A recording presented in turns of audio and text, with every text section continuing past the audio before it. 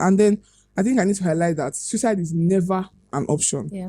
And then attempting suicide is a crime. Now, social media has made it more easy for people to get some information, easier access to know some certain things, misinformation and also information, because it's actually advisable that when we give information about suicide, we should mention less about how the person committed suicide. But like depression it has pretty much become like a cliche word, especially on social media, because something little can just be happening to somebody and then they're just like, oh, I'm depressed, especially between this age range, right? Yeah. You can just be maybe going through stress at work and then you're like depressed, and then it shifts the focus away from people that are actually depressed. When you notice something is changing about someone, what you do is to notify the appropriate authorities or appropriate who are the people that this person listens to.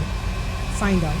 And there's a report I saw that men, commit suicide more, because there's this whole notion that goes around that men don't have mental health problems. Yeah. And then the fact that we believe, like a lot of people believe, that therapy is a scam. Yeah. Welcome to the Timeline Show.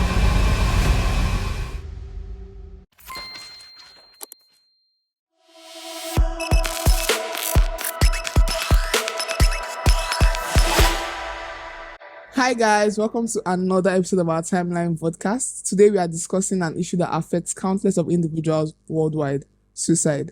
This is a global phenomenon that is shrouded by stigma due to a lot of misconceptions. But then with open conversations like this, we hope to break down these stigmas, provide support, and save lives. Joining me is my co-host Precious and Jennifer. Hi guys, how you all doing? I'm fine. Hi Jennifer, how are you? You're shining. Thank you. You are shining. Thank you. So let's get into it. Suicide is a global phenomenon. It affects people. It is the act of taking one's lives. When you open up phone, you see cases of people that take their lives. And then I think I need to highlight that suicide is never an option. Yeah. And then attempting suicide is a crime. Not just here in Nigeria, but in other parts of the world like India, Singapore, Malaysia. Section 327 of our Nigerian Criminal Code Act states that anyone who attempts to commit suicide is liable to 1 year imprisonment or a fine.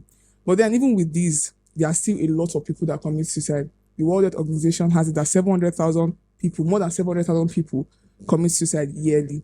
And that for each completed suicide, there are 20 attempted cases. Precious to give us. That means like it's even, before I even start my facts, it is even like a global problem, because like just one, and then there are like 20 people that a lot of people that have already attempted it. But like, first off, how do they know the people, like the number of people that have attempted it? Because first off, they have not even they've not taken the act already, first off.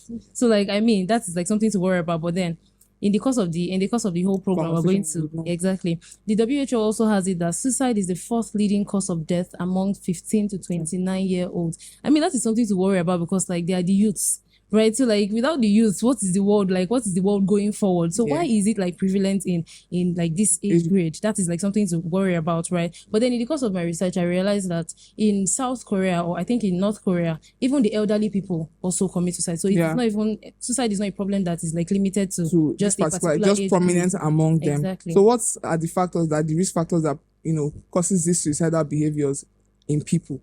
Well, many people actually, I would like to say first of all that just like you said, suicide is not an option. Yes. But you just mentioned the age grade 15 to 29. I think one of the reasons why this age grade is susceptible to suicide ideation is because of the increasing rate of mental illnesses. Okay. These are all the factors that we have more people that are mentally ill than before. And peer pressure is also one of the factors. We've come to a point where people are not self-aware.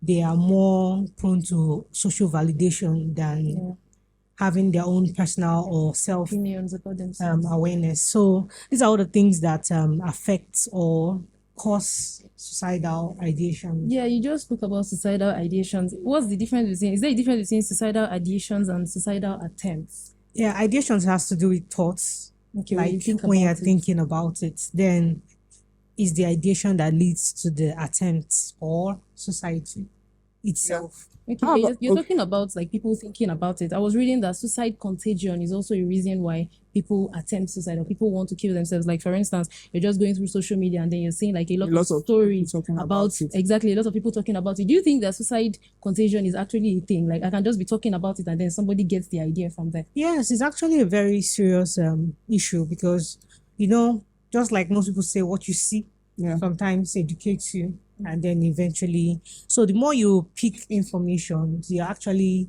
educating yourself. Sometimes people just want to try out to know what it looks like. Meanwhile, some people, they begin to see it as an escape for them. Maybe they are looking at, okay, this person committed suicide because he was experiencing these challenges, and the person is having an idea, okay, I'm also experiencing this. Should I just escape from the reality? And then people begin to see examples of ways to escape from their life issues or experiences. We mentioned that this is prevalent among 15 to 29 years old. And let's face it, this is the era of social media. Yeah. I think I was reading something about a blue whale challenge where the person was giving them tasks to do, and at the end of it was kill yourself. So can you talk more about how social media can also help in like fueling these thoughts and behaviors? Okay, just like I earlier stated, people view things online. The more you see things, the more you become accustomed to them. And just like you said, it's a challenge. These days we have challenge. Everybody's involved in one thing or the other. Yeah. So people tend to rush into whatever is trending. And at the end of the day, maybe some people want recognition, like the blue whale challenge you Challenge. talked about. Meanwhile, some people actually are trying to escape a reality. Now, social media has made it more easy for people to get some information, easier access to know some certain things, misinformation and also information, because it's actually advisable that when we give information about suicide, we should mention less about how the person committed suicide. That information is actually not relevant. You can just say someone committed suicide, but mentioning the processes give other people ideas of what to do with themselves. And then we are in the era of social media where people can just access information and then go to try out these things. So social media has actually aided the increase in rate of suicide. Yeah. I need my audience to know that these things we are mentioning are not just like, it's not a go ahead to commit suicide, because it's just, these are things that fuel the behavior. Yeah. But then there are healthy ways which we'll talk about more on how best to cope with these, because we also have the fact that relationship issues too can put these ideas in head. Maybe you've been dating someone for a long time and then all of a sudden the relationship ends. So maybe even if you find yourself in a very abusive home or Yeah, something. traumatic situations too can. You've connected with these people, you've spoken to some people. Please, can you like tell us more about how, you know, the relationship and family dynamics too can put these behaviors in their head? Okay, people who come from abusive homes, one of the things that you notice, I listened to a pastor once who said that during the course of his teenage age, he had attempted suicide 14 times. So you see that someone like this, and that's because of the home where he comes from. So the upbringing and all the things that are involved led to all these things. So environments that you grow up in is contributes to some of these ideations, these suicidal ideations. Maybe you feel hopeless, you feel alone, you feel like you're not worth it. Like at the core of suicide is just that you feel that this life you are living, because the truth is just that people who commit suicide is not that they don't want to live, it's not that they just want to die. The truth is just that they don't like their current life. Yeah. So if they are put in a different situation, they would thrive. Yeah. They would survive, they would live life appropriately. But the problem is that they are trying to escape their present reality. So it's about the environment when it comes to families, people that grow up in families, abusive families, families that engage in substance abuse and all those domestic violence. So all these things, or coming from environments actually where there are domestic violence and all those things, when people are maligned, when people are bullied, Yeah. So these are all the things that lead to suicidal ideation. Okay, I have to add that like depression, you mentioned depression, but like depression it has pretty much become like a cliche word, especially on social media, because something little can just be happening to somebody and then they're just like, oh, I'm depressed, especially between this age range, right? Yeah. You can just be maybe going through stress at work and then you're like depressed, and then it shifts the focus away from people that are actually going depressed. through it. Exactly. Like people just go through like, let me say, for instance, somebody is just, maybe you had an injury and then you're probably not having things your way, and then the next thing is I'm depressed, and then a lot of people, especially Nigerians, are like, I mean, depression or suicidal thoughts like are not a real thing, like a lot of people just feel like, But then that does not mean that these people that they are not doesn't mean actually it's valid, people. exactly. That's even the littlest thing, because we don't know how they felt it, you get, so we cannot totally invalidate whatever it is. They It's just felt. that we should pay more attention to the words we use, because most of these things now they begin to say it a lot, it becomes slurs. Like people can no longer focus on the actual problem. And you mentioned something about they feel hopeless. What are warning signs that we can actually look out for? Because I mean, because a lot you of can't really say that these are the stats, like this is what you will see. I know that this is about, but there are some things that they exhibit that you just know that I need to take proper look at this person. Lack of energy to do life. When someone is always lethargic about doing things, no energy to actually, that's the word, just to do life. The person is just tired of life. One of the things you notice with people who are depressed or people who have suicidal ideations or who are planning to attempt suicide is isolation also. They like to be away from people in order to get into that point where they can do what they want to do. When you have a friend who you have not spoken to in 2 weeks, 3 weeks, someone that you know that is always outside, and then there are changes. These are why relationships are very, very important, because when you know your friends and you know people around you, you can tell when changes happen. Someone that is very, very talkative and all of a sudden the person withdraws, you should be able to know that something is up with this person and maybe check up on the person. So these are all the things. And Increases of alcohol or drugs. exactly, Because you mentioned that they're trying to escape their current situation, and some go ahead to commit suicide, which is never an option. But then they feel like, let me do drugs, let me do alcohol to put myself in an illusion, like in a world that is better. Also, mood changes, also, because a report I saw by the World Health Organization, they also like gave some of like withdrawing from social activities, like you mentioned, increases of alcohol, sudden changes in mood or behavior, such as irritability or agitation. Now, these like are some of the things to watch out for. But then, like I said earlier, these signs are not staple. Yeah. These are not the things that you like. people are just naturally calm. And some people don't even exhibit any signs. Yes. So you just have to be you need to note for a little thing, because I feel like everybody has a tell. Yeah. But you just need to note. Yeah, you were talking about their families, like people can actually like notice and reach out to them, and like I want to ask now, like, what is the role of the family and the people around them in making sure that these people, maybe they're already suicidal because of what they see or what they consume on social media, to make sure that they don't actually like take on the act of actually killing themselves. okay. For the social media thing, I think one of the things, like if we're talking about teenagers now, parents have to take up the responsibility of looking at what these people do. Yeah. And then when you're now talking about friends, like people that of the older class now, just like I mentioned earlier, friends, relationships, when you notice something is changing about someone, what you do is to notify the appropriate authorities or appropriate who are the people that this person listens to. Find out. If possible, reach out to those people. Okay. If those people can't curb whatever is happening, then that's where we seek professional help. The professionals come into the situation to handle it. Because you have to know the right things to say.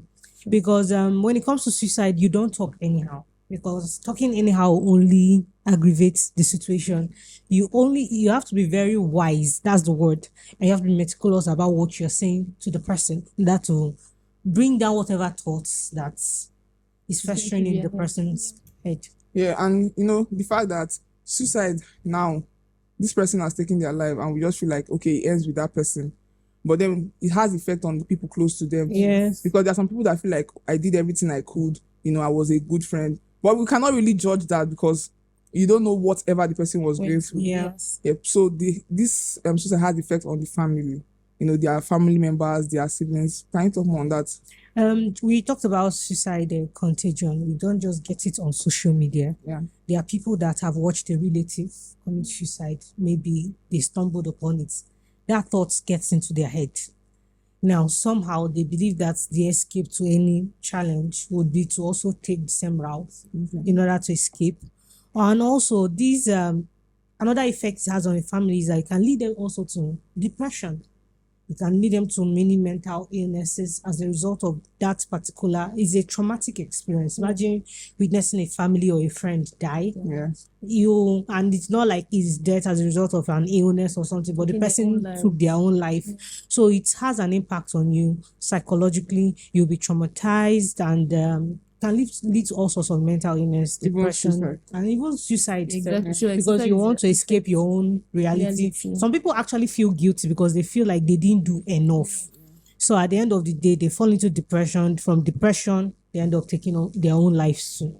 All right. So now we have to also look at the family, because in a situation whereby it was like a traumatic event happening in the family, it means that the other people too are not, safe from it. Yes. And we actually need to pay more attention to this. We'll be going on a short break now. When we come back, we'll talk more about strategies for suicide prevention, as well as other healthy ways we can handle issues without suicide, because suicide is never the option. Stay with us.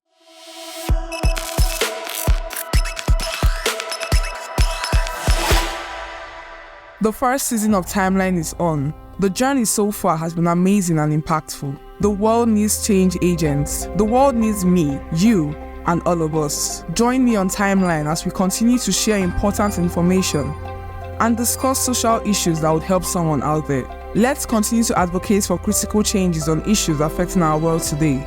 And together, amplify messages that prefer answers to burning questions. Our journey continues as we create awareness and promote shifts in health matters and other social issues that will alleviate personal and communal struggles, guided by international laws and best practices. Join me on Timeline exactly 7 p.m. every Friday on Youth Network's YouTube channel. Subscribe, like, and turn on the notification button. You can become an agent of positive change by dropping your comments in any of our episodes as a contributor or as a professional. Join the conversation respectfully.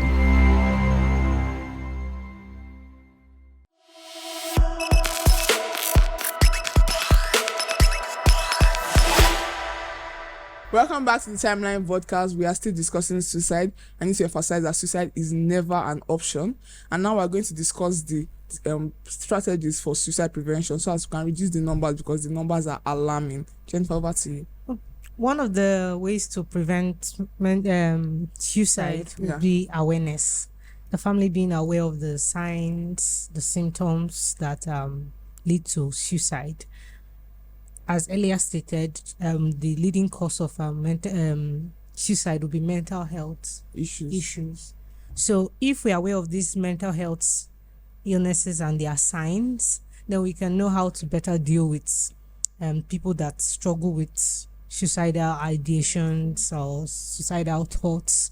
So families should be educated on these signs. Friends, people should take courses, as most Western countries are going further. Instead of having just medical cases or medical courses, they are beginning to take mental health courses in order to have people take on situations and address it before they now move them to professionals that can handle it. So it's important that we implement it here in Nigeria, other African countries, to reduce this suicidal attempt. That means early detection is even a way to just make sure that the numbers are reduced to the barest minimum. Because if you cannot even tell that your child is probably going through stuff. I remember reading an article, and the mother of the child was saying if she had only paid attention, because the girl was constantly writing in her diary and saying these people are actually bullying me in school and all of that. But then the mother was not aware, and then it's something that could have been avoided, but then it happened. Early prevention is actually a way.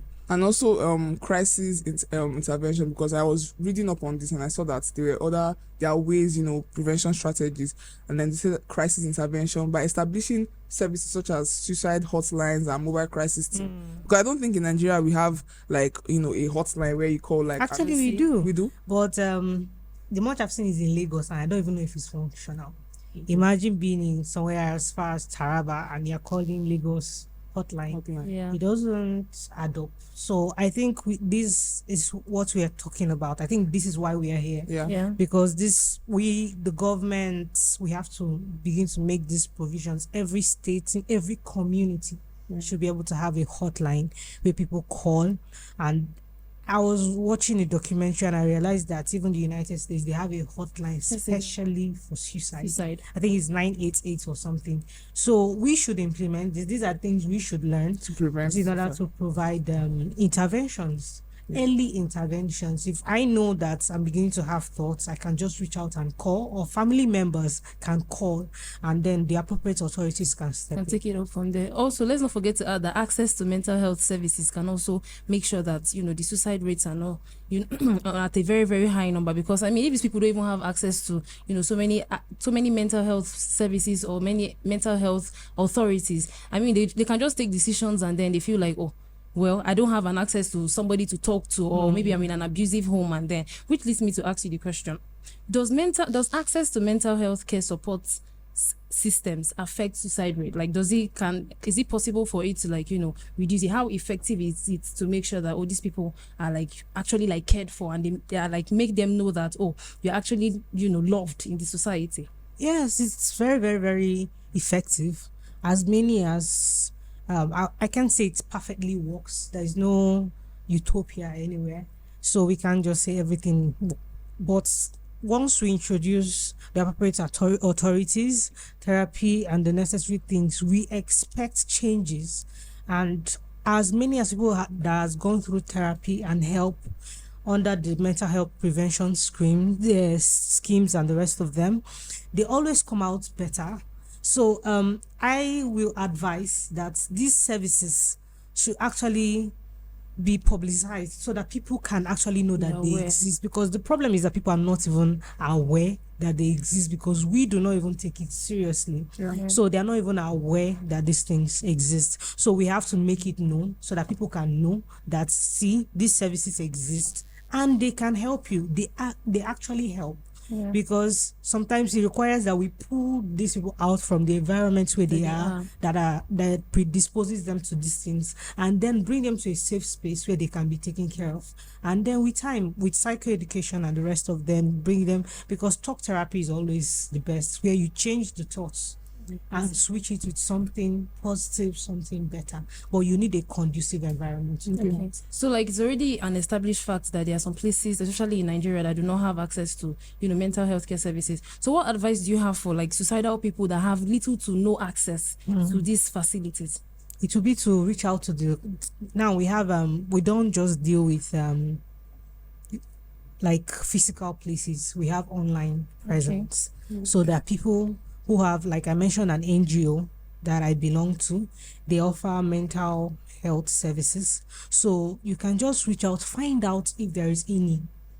You can search online, Google, look at sites. You would find them, many of them online in Nigeria. Okay, not many in Nigeria, but there are a few of them. Also, reach out to people, friends. Have maybe what we call mentors. Counselors, people in mental health. We advise people to actually have religious basis. If they believe in religion, have a very strong one. That's where we have people like your spiritual authorities and the rest of them come into the equation. So have someone that you can just relate with and talk with. If you cannot access the mental health facility. All right, so in my intro, I said that having conversation like this will help to break down stigma. Now, there was a report I saw that men, commit suicide more, because there's this whole notion that goes around that, men don't have mental health problems. And then the fact that we believe, a lot of people believe that therapy is a scam. Thank you that you asked the question about cost-effective solutions. How about people now that don't have access to, therapy? They don't have access to, they don't have access to these mental health care services. Now we're looking at healthy coping mechanism. What can you recommend? I would recommend that if you're having mental health issues and then there are no systems to begin to curb this, diary keeping is one. exercising, it's another. Then read up on whatever symptoms you have. Try to be aware of what is happening.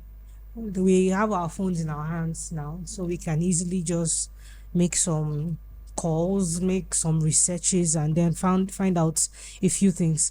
And in most, the truth is just that even though we have lapses in our medical facilities, if you reach out to a doctor and explain your symptoms to them, they can actually direct you to the appropriate authorities or begin to put you through some things that can help you.